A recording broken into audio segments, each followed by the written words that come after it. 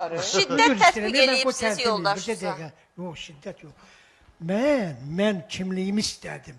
O qırmızı Sovet pasportunu istədim. Sonra Ay, bəli, sağ ol, qırmızı ay, Sovet sağ ol. pasportunu istədim. o da O da dedi ki, dedi ki, yoxdur. yoxdur. Dedim, hani mənim pasportum? Dedi, qardaşım gildə, anam gildə, bacım gildə. Sonra nə elədiniz xanıma? Sonra heç nə. O dedi ki, mən də canmıram. Dedim ki, get gətir. Mənim öyüm olurlar.